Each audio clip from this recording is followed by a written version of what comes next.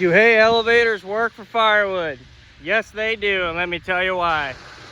Though these hay elevators here, they're made, I mean, kind of chintzy at the end of the day, but if you can do a couple things to them, they will work for you. And let me go over them. This is my second one. This one's done fantastic since I've owned it. I just spent a little bit of time doing some more updates to it that I really should have done as soon as I got it.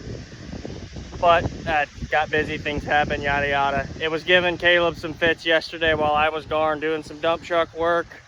So today I spent a little bit of time trying to fix all those problems that I don't have issues. Let me show you. So I have another video on my old one that I go over this. I did not go near as big as what I did on my other one, but I did open up the mouth on this, I call it. Cut the bottom back a little bit, fold this down, give this plenty of room back behind the front of it for the firewood to be able to fall out, not get jammed back up against here. Put an extra plate on this to help if it does jam that it doesn't wad anything up.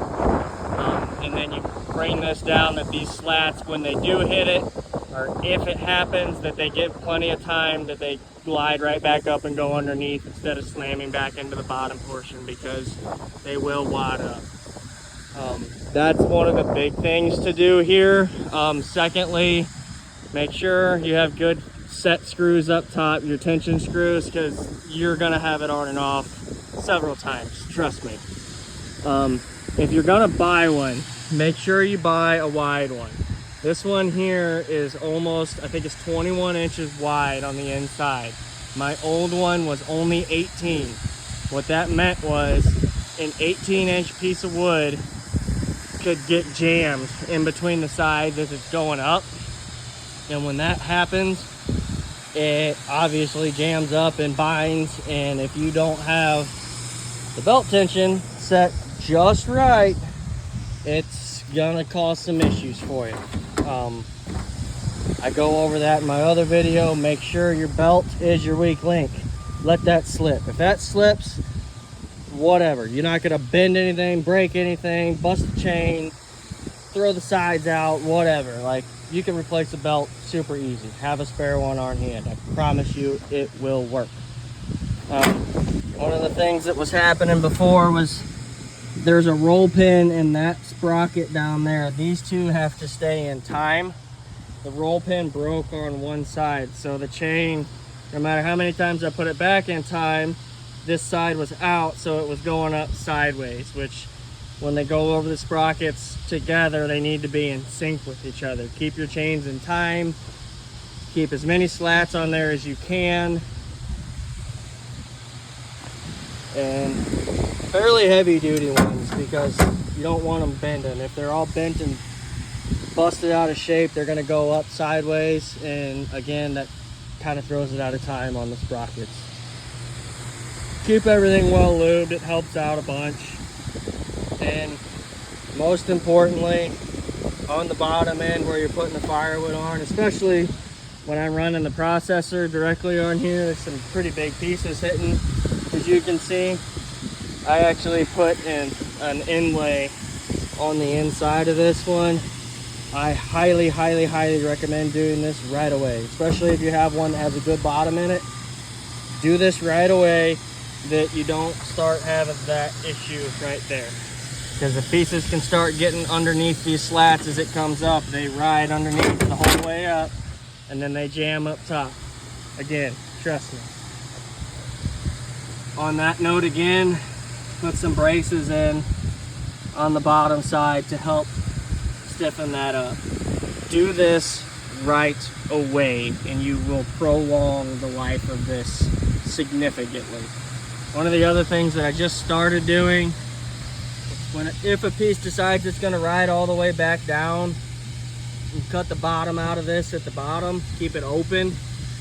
And obviously you're not running with this directly on the ground. I always have mine propped up a little bit. That piece gives it another chance to fall out instead of jamming in the nose. It will help a bunch. Now, why am I doing all this?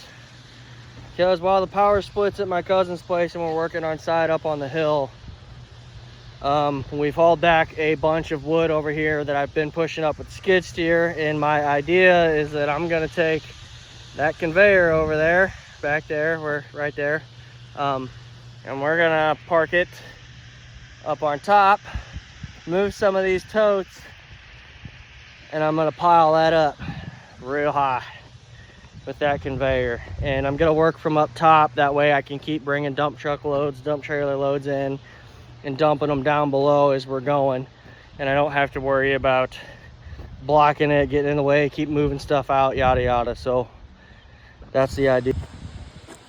Bring her in here and get it set up. I'm thinking what I'm gonna end up having to do is I'll level this out a little bit, maybe with the skid steer, try to smooth it out and take, I don't know if I'll use a couple pallets, or I got some wide 2x10s down there that I could grab, but I want to just lay them across the top of that pile where the tires are, and then I can roll it out to get to the center of it and pile it on up.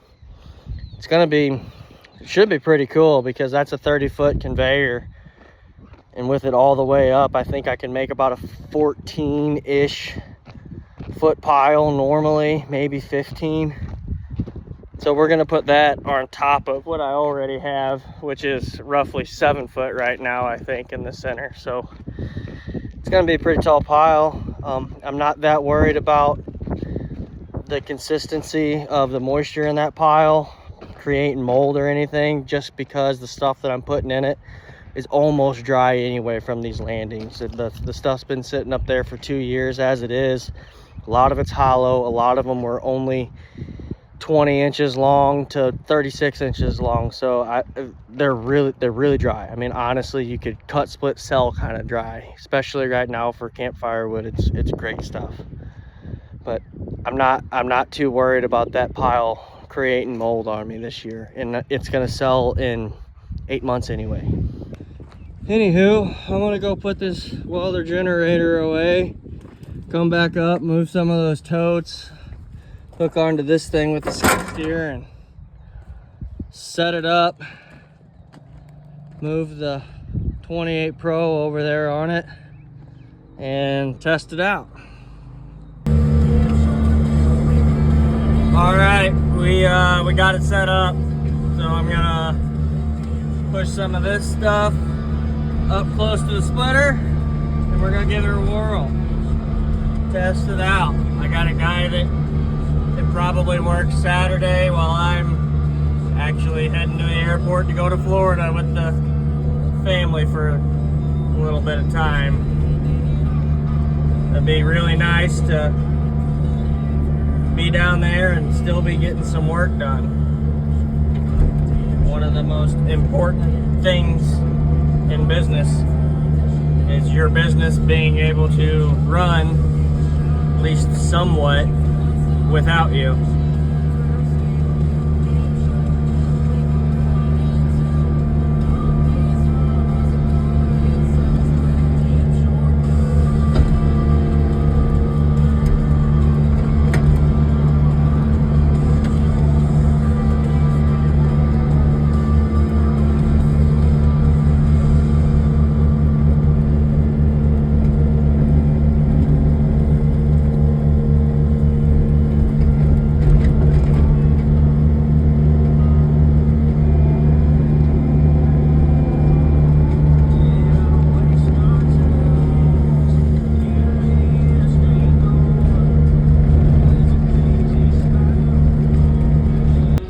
My phone's about to die, so I'm gonna leave it in here in the skid steer on the charger, and I'm gonna step out here, fire up that conveyor, and give this thing a whirl and see what happens.